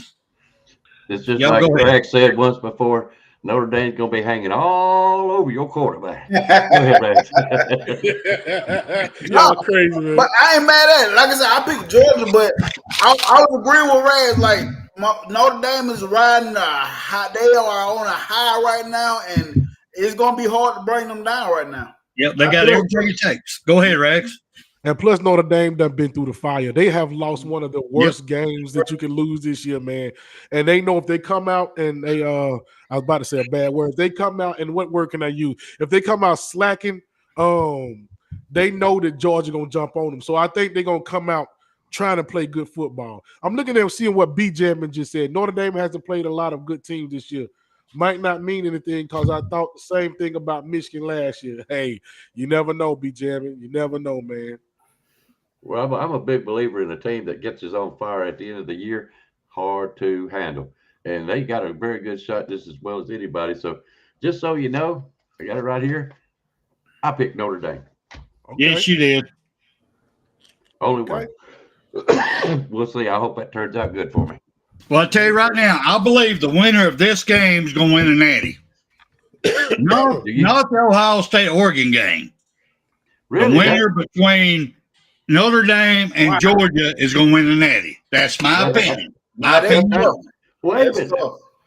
tough, right? That I know where Junior's going to go with this. That's a slap against Oregon right there. Oregon is Texas, slap against Texas. No, I don't care. Texas to handle Oregon. I don't know. Texas has got some weakness about them. Look at Rags. Hey, I don't know. Hey, I'm gonna tell you, I'm not the farmer. I ain't the biggest believer in Texas, man. I don't think Texas is all the way there yet, man. Thank you. That. There's something about them is just like there's somewhat. I ain't gonna say fear, but they are somewhat of a strong SEC team. They've got it, but there's something is not right or gelling with me with Texas. They can be beat. Who do they lose to this year? Georgia and Arkansas. No, Georgia beat them both times, didn't they? Mm-hmm. Yeah, Georgia beat them both times. You see where I'm going with this? There's some weakness about them. They're soft. Mm-hmm. They have the weakest schedule in the SEC. That's the reason I'm saying Greg Sankey made a deal with Texas to bring them into the SEC to get that money that y'all gonna have a first walk, silver plate walk into the championship playoff. The SEC definitely, because they gave them the weakest schedule of all. Yeah. Well, that's what I'm saying. I don't think Texas will do it. Georgia, if they win, I don't know that they can handle Oregon's offense. I really don't. Well, I do believe I most definitely tell you this. We're looking at it right now. If Georgia beat Notre Dame, I most definitely think Georgia going to beat the winner of Penn State and Boise State. Whoever win that game, I do believe Georgia take that one. I do believe that. What if it's Ohio State beats Oregon? Ooh. Do y'all think Oregon can win the rematch though? It's hard to beat a team twice. You know they say that, Nick. Yeah. But, hey, Georgia did it. Georgia beat Texas twice, right? Right. But see, that Oregon-Ohio State game, they played it in Autzen Stadium, right? And they only won it by, 1 point? Woo, that's a hard one to call. And the way Ohio State looked against Tennessee, you be like, man, that Ohio State come out, they might win it all. You're right, Nick. I'm about to change my pick. If they can keep that momentum. Nick got me about to change my pick, man. Do you think I'm of the opinion whether it be Ohio State, Oregon, Notre Dame, and Georgia is the top 4 teams that has the best shot at winning this national championship? Who would you choose? Who did you say? Say that again. Say that again. All right, your 4 best teams, in my opinion. Okay, just my opinion only. Ohio State, Oregon, Notre Dame, and Georgia is your best teams out of the playoffs right now, in my opinion. Of course, 2 of them will be put out before this week is over with. Out of these 4, which one do you think has the best chance of winning the national championship? Wow, y'all about to get ready to make me change my pick, man. I got Notre Dame, but Ohio State gonna be tough. And guess what? Looking at it right now in this bracket, Ohio State is the lowest team right now in this bracket as far as the rankings go. They number 8. So before you say anything, for anybody answers this, let me give you just 3 reasons why I say Ohio State beats Oregon in the Rose Bowl. Let me give you 3. Anybody change their bets or anything? Ohio State has better veteran leadership than Oregon.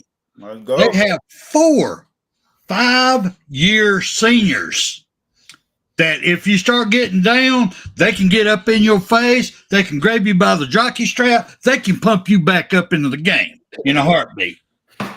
Number 2, Ohio State is more physical than Oregon. They proved that against Tennessee. They out-physical Tennessee. Offense, defense, the line, offensive line, defensive line, they got all up in their grill. They pushed them around like they own you, and they enjoyed that. They didn't do scheming. They just came out and smacked them down.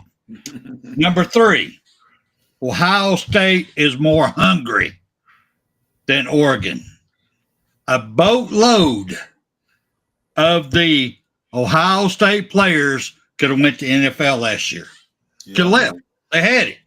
They all chose. They got together as a group to come back to prove 1 point this year. They want it. And that's why I'm picking Ohio State now to win the Natty. And yet they lost to Michigan again. Yes, they did. They did. But guess what? Michigan's going to lose to Alabama. But we ain't on that conversation. We ain't on that conversation. Let's go what we got going right here. Yeah, Icebox is the bearer of bad news tonight. That's what he is, man. Damn Grinch. I gotta go. Grinch. Well, I don't know, man. Go ahead. No, go ahead. No, I wasn't going to say nothing. Go ahead. I mean, just go. Michigan's got microphones at Ohio State, so they know what they're going to call. They got that old Connor dude. He's still out there playing the field. But Michigan and Alabama, Oklahoma and Alabama. You see where I'm going with this. I just don't see Ohio State doing that to Oregon. I just don't see it. I'm gonna say this. Why I am not mad at this, Spencer? Because I've been saying this all year to rise up in vain. Oregon is undefeated, but that has been the quietest undefeated team I've ever seen in my life. Yeah, I have to agree. In big words, who have they played? I don't know if it's because I'm not watching them. I'm watching them from afar, but that has been the quietest undefeated team I have ever seen. And it's just something about that. They won. It's something about it. They won against Ohio State. But there was something. It was something about it that I'm like, I don't know. What? There will not be one team that will go undefeated this year. Oregon got to get beat, man. They got to get beat. What I seen last week, and that was last week. We know it changed week in from week out. If Ohio State can keep that minimum, and I'm still standing on Georgia to win it all. I'm still standing on that. Yeah. That Ohio State can really do this. They really can do this. Hey, do you guys realize that there could be a possibility that Georgia and Texas wind up playing each other? Yes, for a third time. Yes. Hey, and this is gonna drive the freaking college football world crazy. They tired. The reason why the playoff started was because of 2 SEC teams. He's got a good point. Good point. They will go to 16 teams if that happens. Yep. They will definitely go 16 teams. Hey, they might just do it. Got they go college football.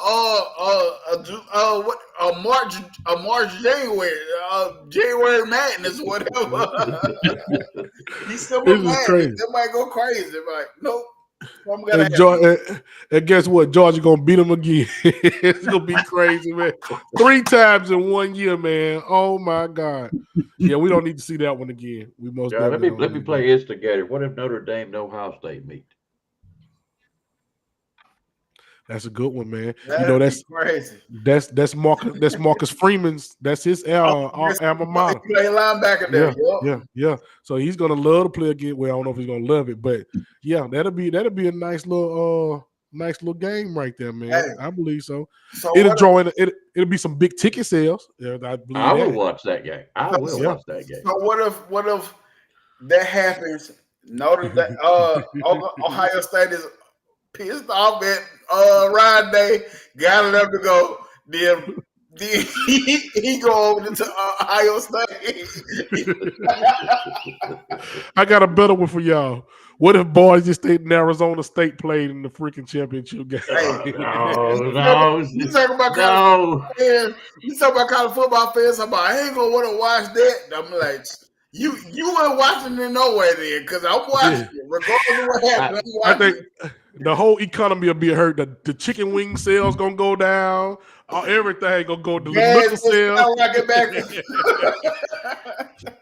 Everything gonna go down, man. It's gonna be $20 a dozen. All right, playing off that, Rags, is this not what the college football playoffs was supposed to be about? That's what it's about. That's what I'm saying. So we get a Boise State, Arizona State game. That would be. I was just sitting here looking at it, and I couldn't do nothing but laugh because we just making up, scenarios. Sure. I'm like, what in the world if Boise State and Arizona State made it? Wow. That would be like, I don't know. I would watch it. I'm gonna tell you I ain't gonna watch it, but I'm gonna be peeking outside. I will watch it. I will definitely watch it. I'm telling you what, I'm locked in regardless of what the championship be. I'm locked in already. And it's gonna be in Atlanta. Like, who's gonna travel? Like, oh my God, I don't know. Well, but then next season, I'll be going to every JUCO game I can go to. All right, guys. I guess it's time for us to get off here. It's been a good test, except for I got Go ahead. Are y'all excited about this Alabama versus Michigan game? Yes. I am. Can I ask y'all why? Sure. Because go ahead. Oh, for me, it's simple. I want Alabama to go in there and just whoop up on them, and then it gives the next people who making decisions on who's getting a playoff going, well, we kept Alabama out. We brought SMU in, and Alabama embarrassed Michigan. Should we not put them in there? That's why. All right, for me, I get another chance to watch my beloved Alabama football. Okay? There you go. We lost to them last year. It's another type of a revenge game. They got all this cheating going on with their coaches, and thank you, Spencer, for doing that. With their coach, Jim Harbaugh, they ain't got all this scandal going on. You see what's happened to them this year without all that, what I call the asterisk national championship. I feel like I want to watch Alabama football upon Michigan. Like I said, another thing is I get another game to watch. Yes, I'm excited about watching this game. It should be a good game. It's like you was in my head, man. That's exactly what I was saying. Now let me try to explain it to you this way, and I hope it don't sound funny. Have I been sitting up here every day like, oh, I can't wait for the Bama game? No, because I don't know what team we're gonna try out there on the field. And if we lose that game, man, it's not gonna be a good feeling for our program, right? But the closer we get, the more I'm like, oh, we got a game coming up, and it's another chance that I do get to see my boys play, right? I'm hoping, and I do believe they're gonna come out there with fire under them. I believe that Jalen Milroe is gonna want to leave that lasting impression. But it's a lot of pieces that we won't even have there. Caden Proctor won't be blocking for him. We don't know who's going to be we don't know who's going to be. I think somebody mentioned Elijah Pritchett. I didn't even think he was still on the team anymore. But we don't know who's going to be that lineman. But it is what it is, man. I'm almost definitely watch that game closer than I watch anything, you know. But yeah, man, it's another chance for me to watch my boys play. And after this game, I won't see them for another 4 or 5 months, maybe a day. And that's going to be the sad part for me. Yep, I agree. Well, I'm going to tell y'all why I'm excited. If we go out there and beat Michigan, blow them out, I still don't think that's a reason. What do you mean, if? Your turn, Junior. Your turn. Whatever. I still don't look at it as this is why we should be in the playoff. Because Michigan is not that team this year to beat your chest on this year. That's right. And my reason why I'm excited about this Alabama team is all the opportunity for the guys that we haven't seen play. What they represent us. This is what I'm more excited about. How do we look? What do we build from? Who needs to be like, okay, you can move on so we can get more out the portal when it opens back up. But Keon Keeley. Keon Keeley. Rico Scott. Like, it's so many opportunities on this field that's going to be given on Tuesday that I'm excited to see. What does this Jam Miller and Richard Young combination look like? Right? Yeah, I like that too. It's so much. I like Miro, but I don't want to see him play a whole game.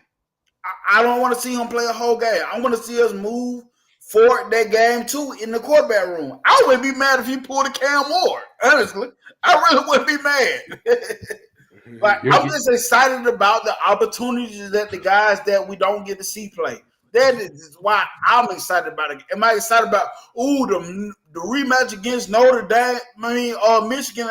No, because neither one of us are that team from last year. They're not the same championship team. Like, that's why I'm not even. I don't care about that part of it. But so you don't live up here. So when I go to Michigan up here, I go, well, who did y'all lose to this year? That's what I want. I want that bragging right. So go ahead, dude. I'm sorry. Yeah, that's my.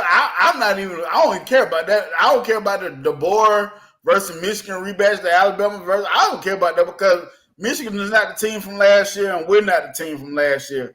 Like, I'm excited about the opportunities that's going to be given. Like you said, Keon Keeley.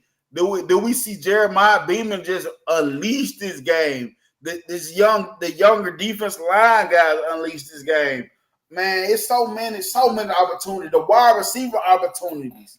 What are we moving forward from that, man? The Rico Scotts. We're gonna get it. Ellen Mbakwe provide for us on the offensive side of the ball. Like,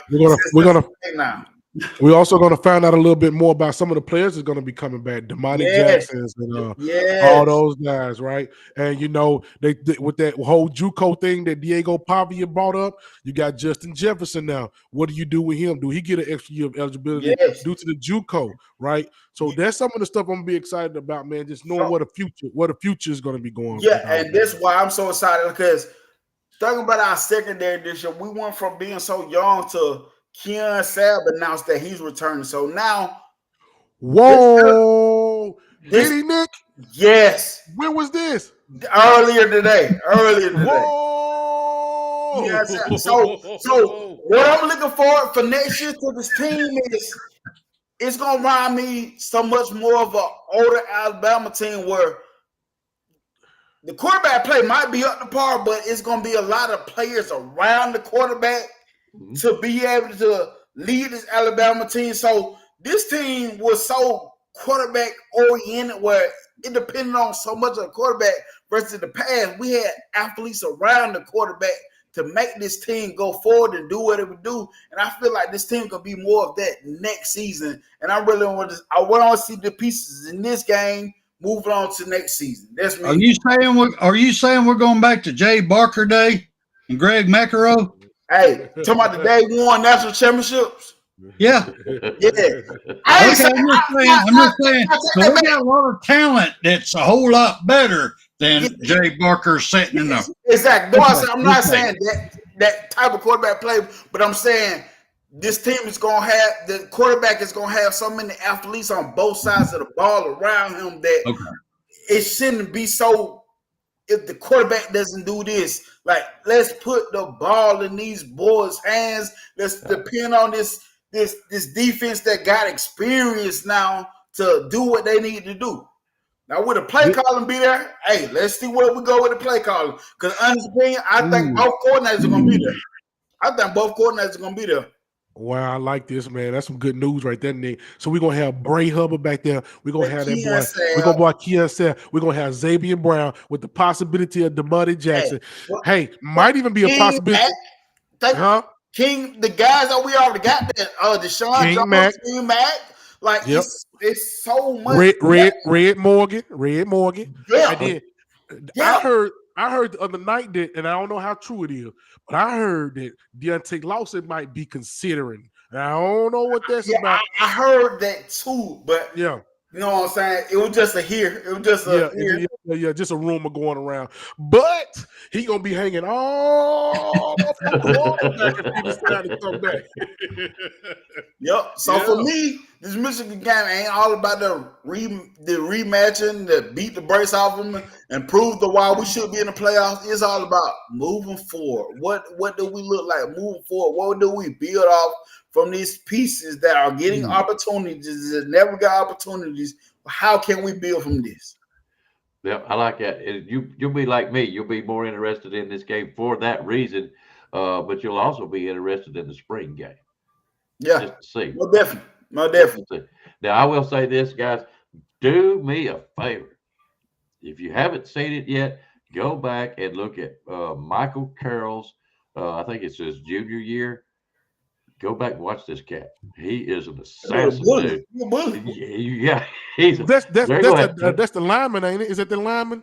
Yeah, I think he does both sides. So this year I was so excited because my Central Red Devils, they were supposed to play at MG Academy, but it was bad weather between Florida and Alabama, so that game had to got canceled to next season. Yeah, and I want to see because we got a 3-star down here named Tristan Lyles.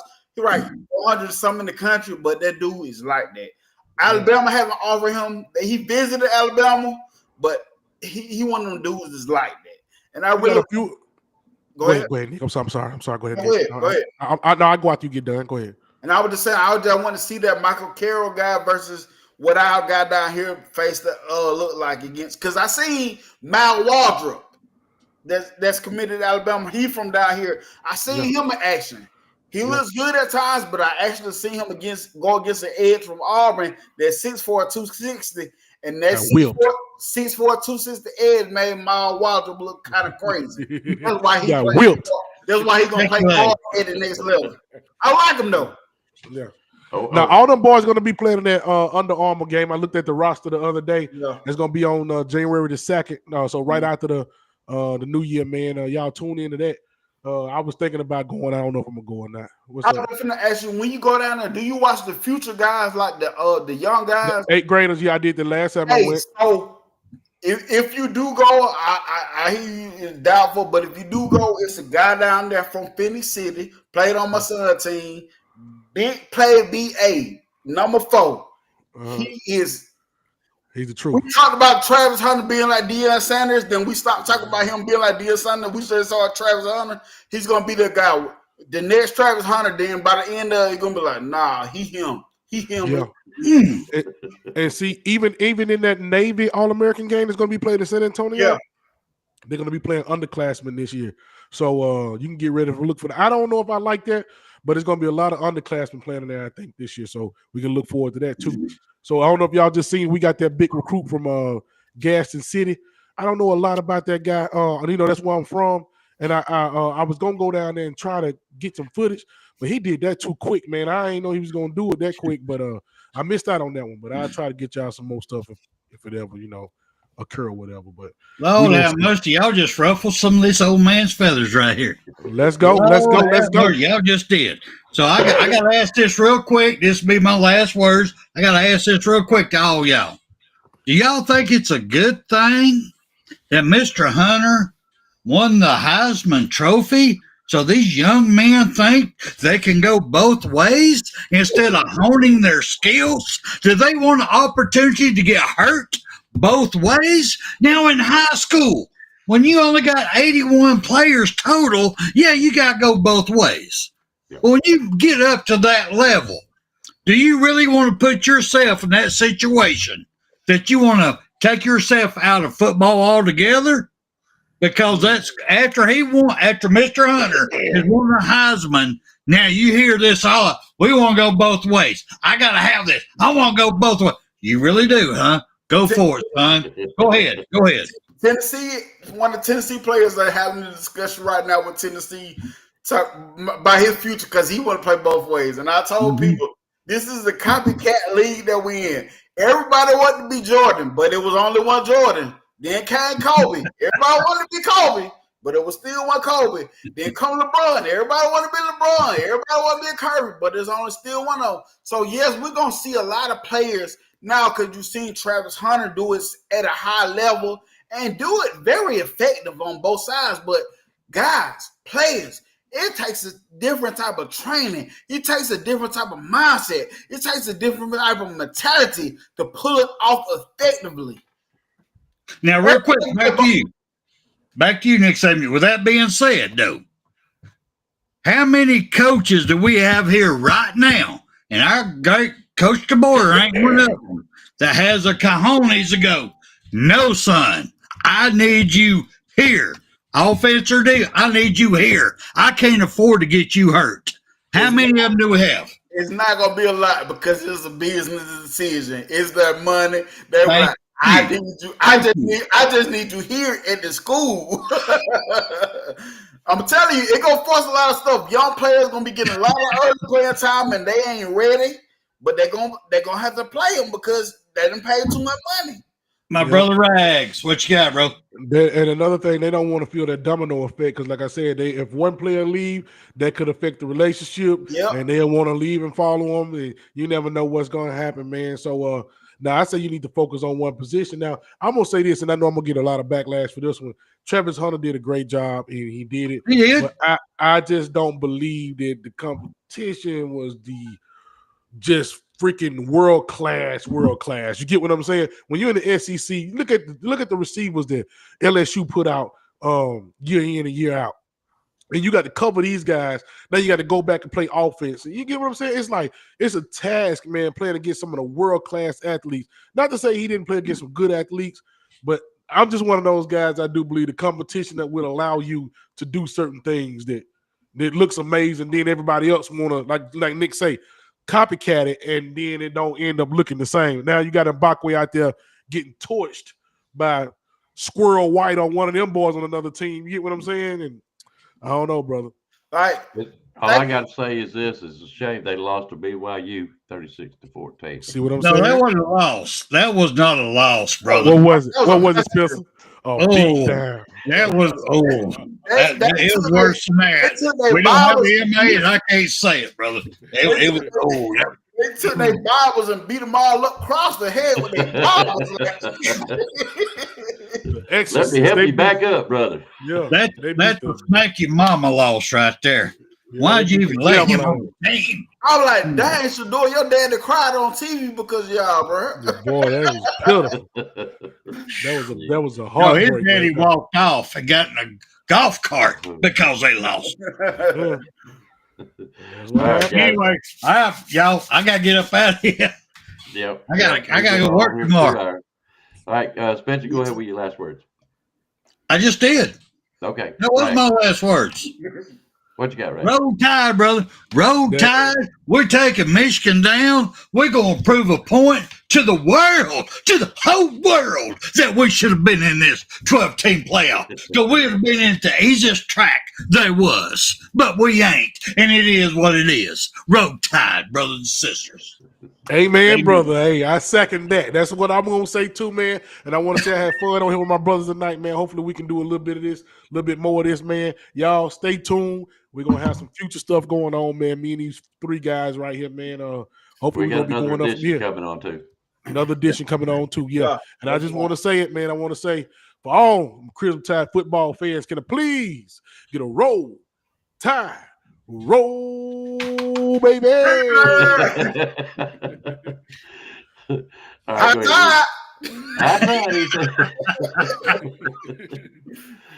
You got anything else, Junior? Nah, I'm good. I had fun tonight. Good. I came on because when you told me y'all finna come on, I was playing NCAA with my son. I was playing the football game with my son, and we was in the heated matchup. Yeah. I had Tennessee here at Ohio State. Mick, what you got, a PlayStation 5 or the Xbox Series X? They just got the PS5. They had the Xbox. But they just got the PS5 this Christmas. I'm gonna have to get one so I can come in there and do something to y'all. I'm gonna get Kennesaw State, and I'm gonna see what we can do. hey, so you like me though? I like playing with the team. I smoked his ass. I smoked his ass with Syracuse the other day. Ooh, golly! And I told him I hadn't played the game in well over 10 years, probably well more, probably 15 for real. Syracuse did pretty good the other night, didn't they? Oh yeah, Syracuse. No, Central Finish City kids, Jackson Meeks down there. Listen, Central Finish City is the area where the athletes be at, bro. I'm telling you. I see. Nick Saban Jr., with that being said, real quick, do you think Coach DeBoyer will be ready for everything, all the trick plays that Michigan's going to throw at us in this game? Do you think, because they're going to throw everything but the kitchen sink at us, do you think that Coach DeBoyer, in his mindset, because he's still a young guy, young coach, do you think he's ready for that? I don't know if he's watching ball games or not, but I don't know if he watching ball games, he better be prepared for it. I don't know. But what you saying, him being a young guy, and this why I take consideration into when he coming to head coach. I said you got to think about all the years of coaching experience Nick Saban had before he got to Alabama. Yep. And in NFL. NFL. Yes, he had so many years. Now, Coach DeBoer been coaching a long time, but nowhere near much as Saban had before he came to Alabama. Different era. Yep. No NIL, no transfer portal, none of that crap. You can bring them once you got them on. You can develop them. But I don't know if he'll be ready or not. I hope he will. Oh, look at you back out of that one. Yeah. Right? What do you think, Kurt? Hey, the easy answer is yeah, but I don't know his mindset. I thought he's a one of your eyes. Yeah, you worried. Listen, this season I thought it was a lot of stuff you were gonna be prepared for, but he proved me wrong. See? Go ahead, Ray. Oh no, I hopefully I'm more concerned with that daggone Womack, Kane Womack. Hopefully he's prepared for some of this stuff these guys about to get ready to do. Because I feel like Kane Womack got his own free reign. I feel like Kate DeBoer don't mess around over there. He let him do his thing. So hopefully that guy's gonna be ready for some stuff, man. I hate doing this with y'all because I can talk about stuff last night. I can talk about stuff all day with this John. All night long, can't you? Because I look at the game. Do I thought we gonna win? Yes, but we haven't been stopping the run good this year, and they run the ball. They gonna run the ball. It's gonna be a game.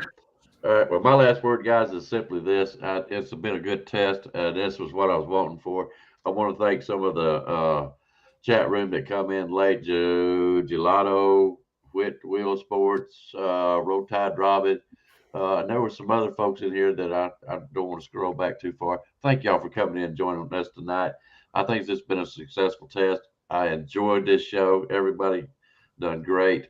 We will do this again. We do have another addition to this panel right here. He'll be on the next time we come on. We'll get together and see when we're going to do this again.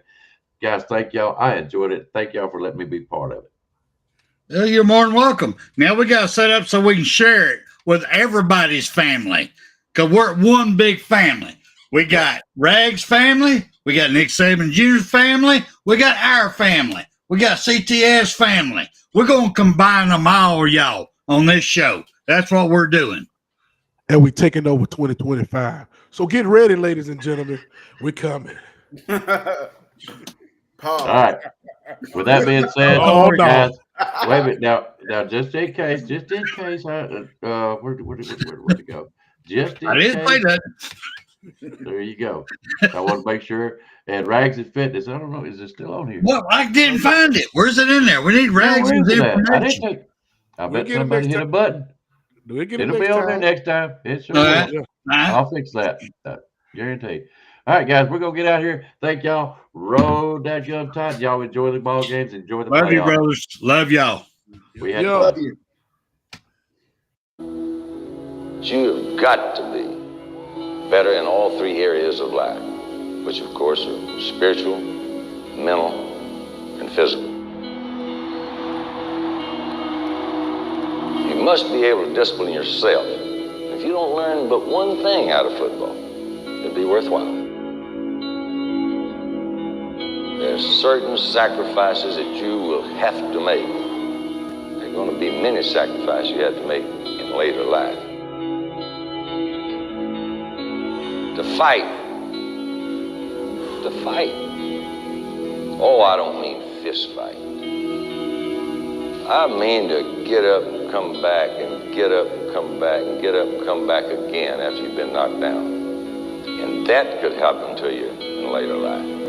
But if it does, you're going to know how to handle it. There's no one that ever has or ever will accomplish anything alone. I've read about self-made men. That's Tommy rot, as far as I'm concerned. I don't even know how to define intangibles. And I know that if you learn these lessons, you'll have it. And if you have it, you'll win, and you'll be better prepared in those three areas of life that we've been talking about. That there are going to be times for everyone that you're going to get discouraged. But if you never lose sight of your objective and never give up on yourself, if we do that as a team, 11 at a time,